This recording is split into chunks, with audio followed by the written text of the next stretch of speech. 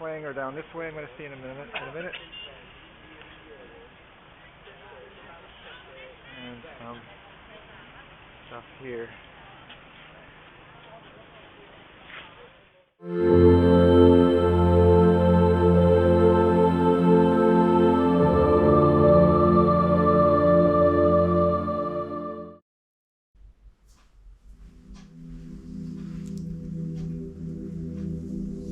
Hello, and welcome to Angkor. First, I'd like to thank those people who have subscribed to my channel. It's always nice to be appreciated, and I do thank you very much for your support. For those who have seen my videos, you may have noticed that they are a little different from what you normally see on this platform.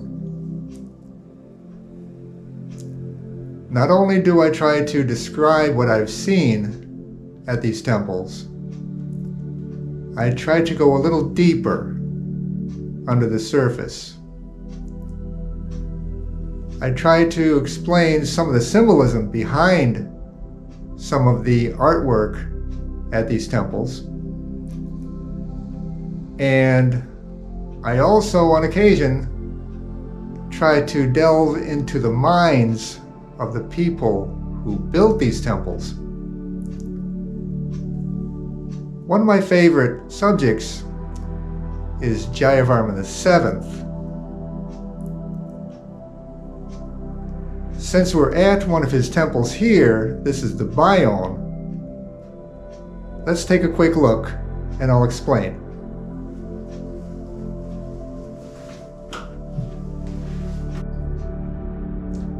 Jayavarman VII was possibly the greatest king of the Angkorian period, and possibly also the most maligned by history.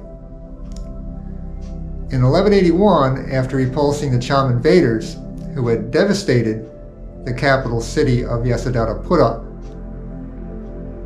he rebuilt the city and also engaged himself on an extensive building program to rebuild the infrastructure of the Khmer, including bridges, hospitals, temples, and other public works. Unfortunately, his zeal for helping to rebuild the Khmer Empire also possibly caused a lot of resentment among the people. Possibly as a result of this pent-up resentment among the people, after Jayavarman's death, there was a sort of religious iconoclasm in the Khmer Empire, which resulted in the defacement of a lot of Jayavarman VII's images. This religious backlash was not limited to the icons of Jayavarman VII alone. As you have seen in my video, the Buddha of Vihir Prapel Levang, this attempt to erase the memory of Jayavarman VII included the desecration of his grave.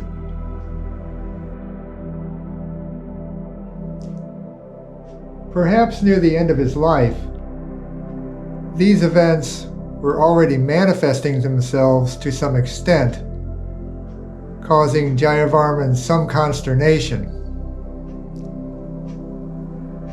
This video is a fanciful attempt to go into Jayavarman's mind at the time as he reminisced about his past and worried about his future and how he would be remembered by his people after his death. Jayavarman VII had an affinity with the Buddhist Bodhisattva Avalokiteshvara, who is known in Cambodia as Lokshvara.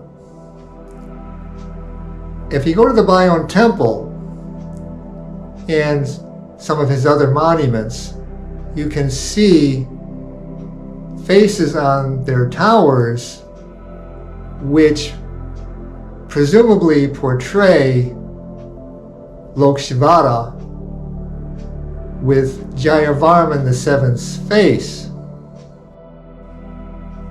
It is possible that Jayavarman VII wished, after his death, to be remembered as an incarnation or an avatar of Lokshvara, and perhaps that's why he had his portrait placed on these images of Lokshvara at his temples.